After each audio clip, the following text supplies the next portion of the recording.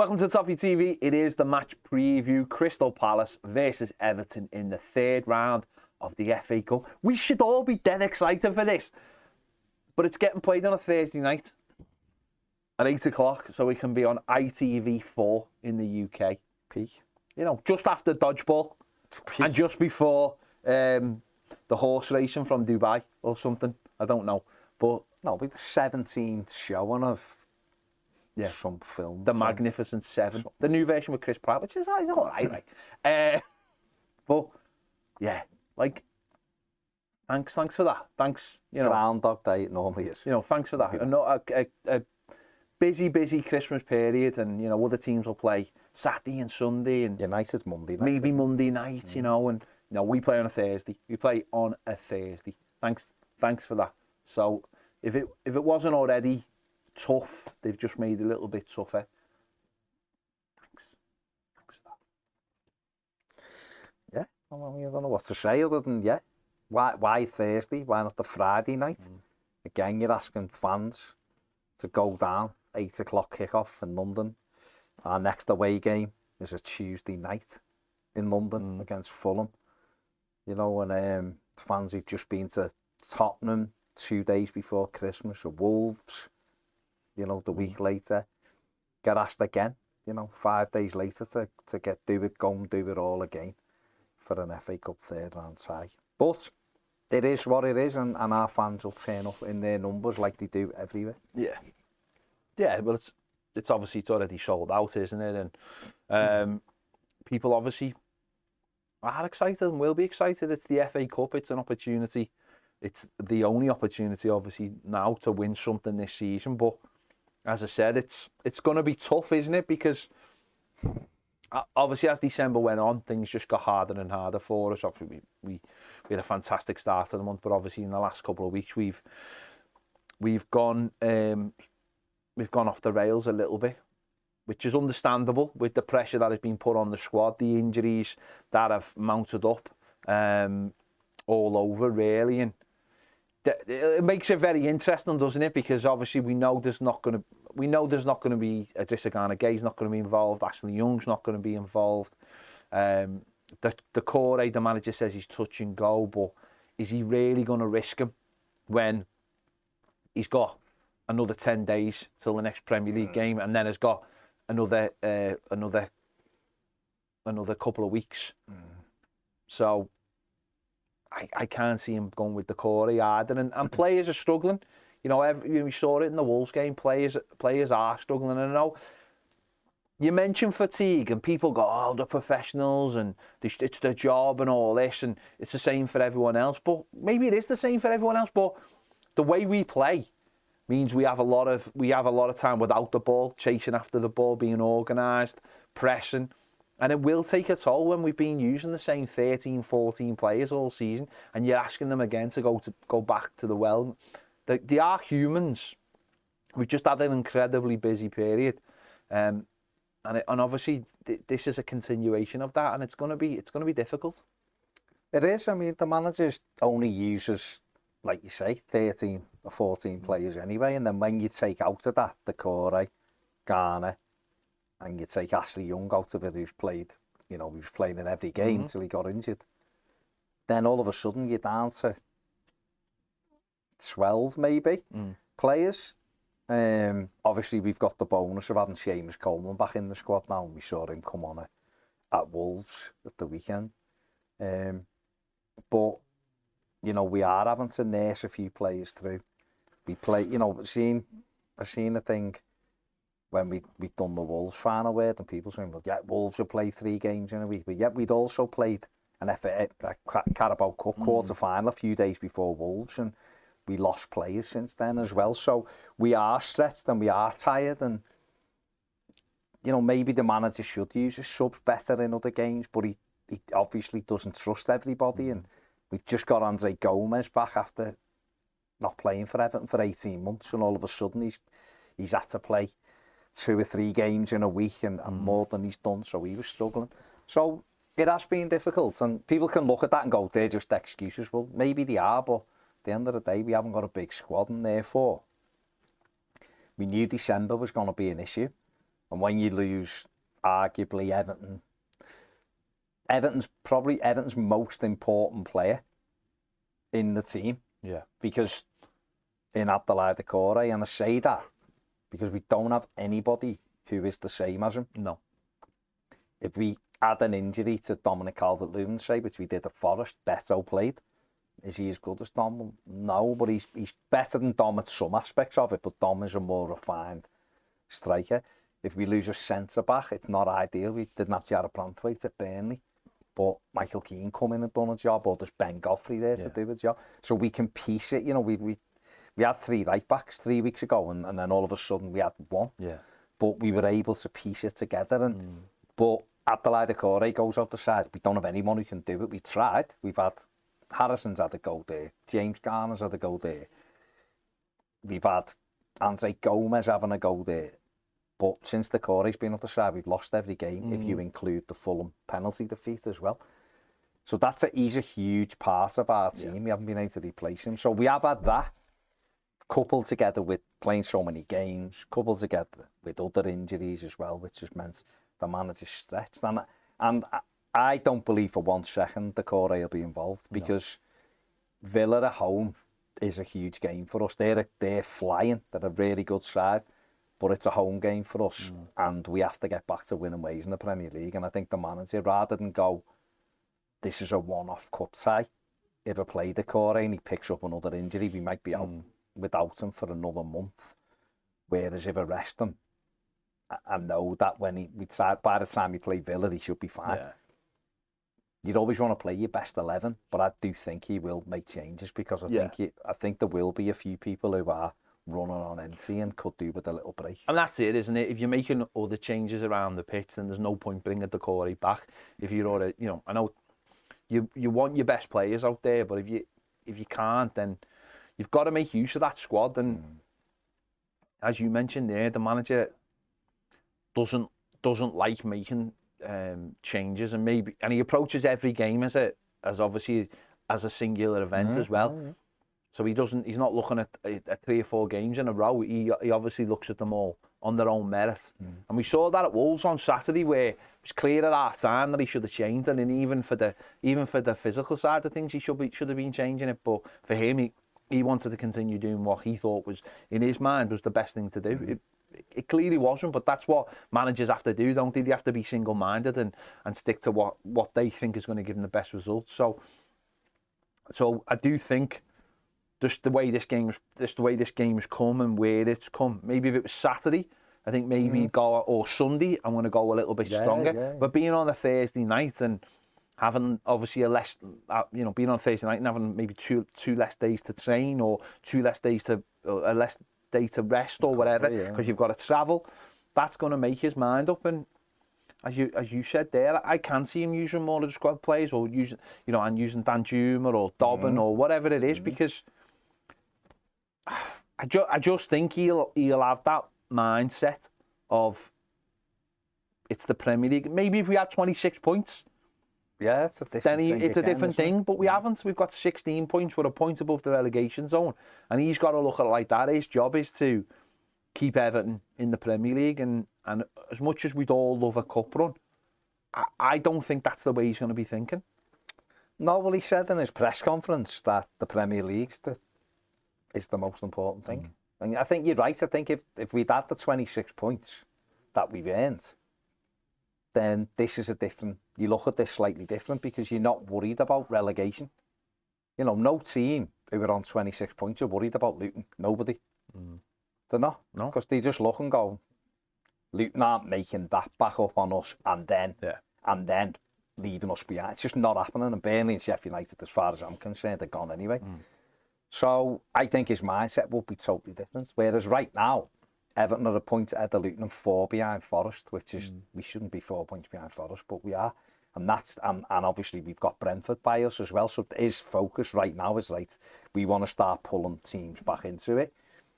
And therefore this game does become a bit of a distraction. Not that he won't want to win, and the fans going down it. We all want to win. We all want a cup run. If Everton were to get through and get to a quarter final and have a few home ties in, that's more money coming in. That's what the club needs.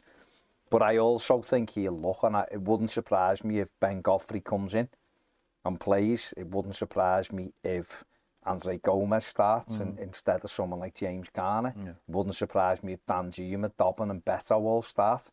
And he looks to get Chimitty some minutes. Seamus Coleman will, you know, involved as well. And therefore you're talking 5 changes maybe. Yeah. And because you're giving some people a chance to get minutes in the legs. And you're giving some of the players a chance to get some rest. Those players will obviously be on the bench because of the way Everton are. You know, there's a little rumour going around Mackenzie Hunt might be involved. You know, so you've got to look at that and think, well, don't imagine he'll make like 8. And I don't think he's got 8 changes. Exactly, but I think 3 or 4 from the team at the weekend. I don't even know if he can make any changes in midfield. That was my first thought. Gomez will be back.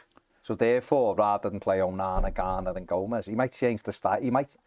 I think he's only got 3 though, hasn't he? So, but I think he could. I look at it and think he might even go 3 at the back and take Tarkowski out, and go Godfrey, Keane and Branthwaite, the 3 younger ones or whatever. And I'm not. I don't know whether he will. Yeah. But I'm just saying it wouldn't surprise me if he looked and went, "You need a bit of a blow." Oh yeah, You need a bit of a blow. After this, we've got a break.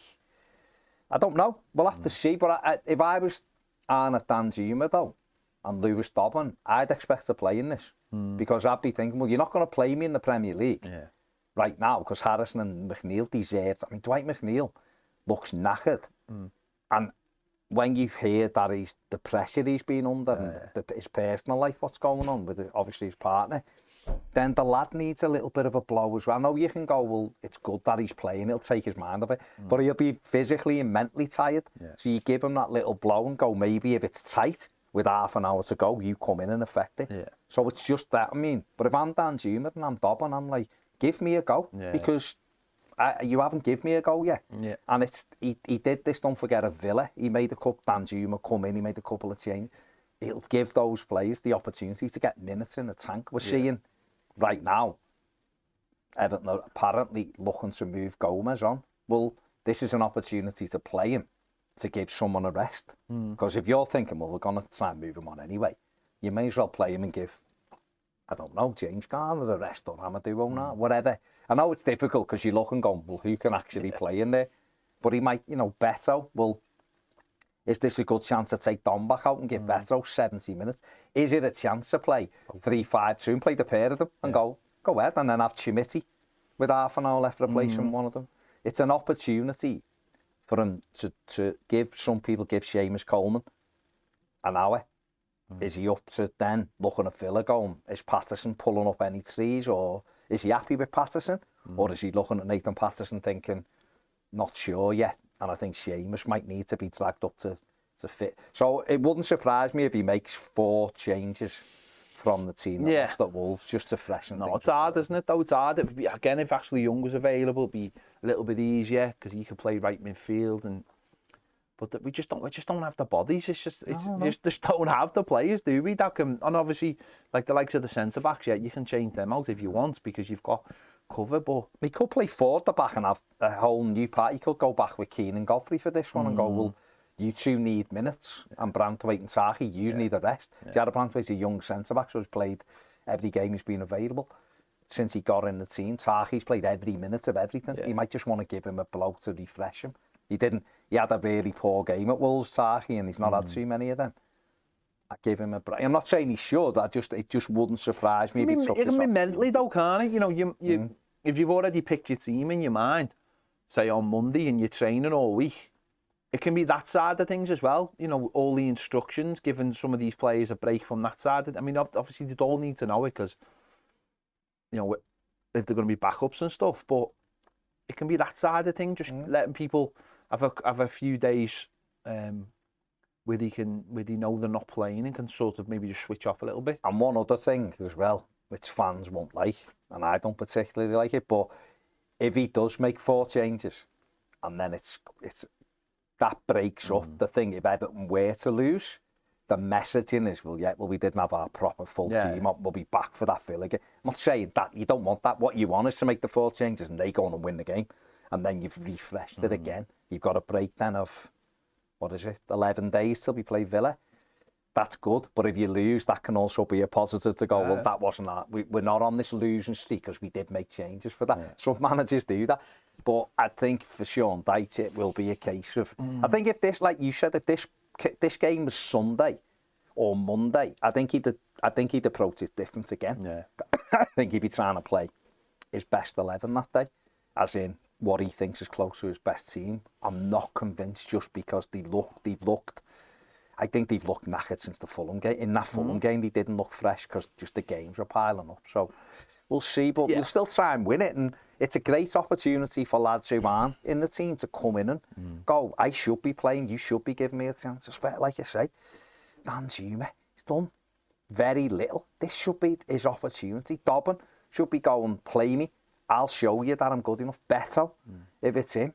Schmitty, if he gets a go, I'm showing you that I deserve a go here, and you're not giving it. Mackenzie Hunt, if he is given an opportunity, whether it's a sub or whatever, show that you belong.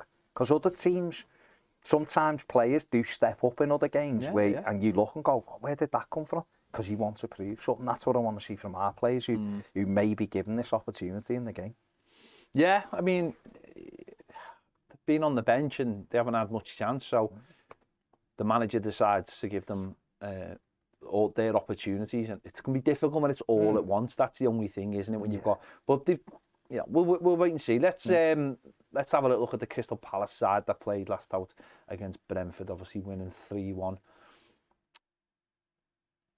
As you can see, 4-3-3. That's pretty much what he's been playing now, hasn't it? No, they're still without the Corey, aren't they? He's been a bit of a miss. Going to be out most of the season. Yeah. But they've also lost Michael Olise now. He's got a hamstring injury and won't be involved, so that's good news for Everton. But they got Eze back and he scored, didn't he, at the weekend? He's a good player. And he was brilliant when we played them down there early, wasn't he? And obviously we've already been down there. Let's have a look at Eze's numbers for the season so far. 14 games, 3 goals, XG 3.94. 1 assist and an XA of 3.6. Or was it 2? 2, sorry. And as you can see, his heat map all over the shop, isn't he? In very dynamic player. When we played them, looked like he could easily slot into a Manchester City. Just the ability he had, and slot into an Everton just behind the striker. I don't know. Couldn't afford him. I don't know if he's got the facilities to play every week, every minute. No, he's a top player and he will cause us problems. I don't listen. We're talking about Everton. We don't know how Roy Hodgson's going to approach the game. He's been under pressure. They've only won 1 in 5. I mean, very unlucky against Liverpool. Got a good throw at City. City, they went there and come back from 2-0 behind and showed something. Very unlucky going away at Chelsea 2-1 and then sort of got what they deserved at the weekend against Brentford with a terrible run. So listen, it's at home. Roy Hodgson might be thinking, I'm under a little bit of pressure. A good cup run could do as well here. It's a nice little distraction. Probably won't fear relegation because that's they're always in 12th place. No matter what they do. Yeah, no matter what they do, just there. They just appear. You look at it's reserved. Yeah, you look at the table and you're like, how Palace? Oh, it's 12th. Yeah. So they might give a few squad players, but it's always difficult down there. We know we've got a decent record down there, and obviously, as we said, we've won there this season. But how do you think he'll approach it? I think he'll go strong for them. I know obviously Olise's out, but I think they've got Edouard, they've got Mateta, haven't they? Who I think Mateta scored at the weekend. I think he might have done. But I think for them, it's a home game, isn't it? And I think it's an opportunity to get into that 4th round. And at home, I think you'd always tend to play strong and try to get through that way. He still might make a few changes, but they haven't got the biggest squad either, and they have had some injuries, so they might be a little. At least he scored a couple of times at the weekend, and Eze got the other one. So yeah, so Olise will be a big miss for them because obviously I think he's got 5 goals and 3 assists. I think this season he's done all right. Talented player, and he'd only just returned, hadn't he, when we played them last time. But yeah, I think they'll go as probably as strong as they can, with the exception of 1 or 2 maybe, but. For us, like you just said, we have got a good record down there, and it's an opportunity for the manager to you know, go and get us another big win away from home. And we've done all right in London. We've only lost to Spurs, haven't we, I think, this season in London. So a chance for us to bounce back. It'll be a tough game. It'll be a tough game for them, though, I think, because I think the lads who come in for us, like I said, should want to prove a point. And therefore, this isn't a team that's going to dominate the ball either. So they're a team like us who don't mind the opposition having it and then hitting you. And I think what we did see in the league game down there was Ezzy in them pockets. He was very dangerous. And we struggled with him, certainly in the first half. We got to grips a little bit second half, but he was still influential. And he is undoubtedly, which is why we picked him out as the danger man. He's the one we've got to look for. Very talented player. Yeah, there you go. It's going to be a tough game, and it's going to be very, very interesting to see what team Sean Dyche puts out. What team he can put out, I think, is more of the point, isn't it? And yeah, we all want to see is progress in the cup. It would be another year, wouldn't it? So, but the manager can only do what he can do with the players he's got. And we always knew it was going to be difficult. December was always going to be difficult. I think we've done really well out of December, really. 12 points, great return. Considering, but can we get 2024 off to a good start? We'll wait and see. There you go. Let us know your thoughts in the comments. Make sure to give this video a like. Subscribe if you haven't already. And also, if you don't get time to watch the videos and you've only got time for podcasts, make sure to check us out. All the videos are available as podcasts, and they're all available without ads, and all the exclusive videos are over on Toffee TV Premier as well. Link is in the description, and the QR code's coming up now on the screen. See you later.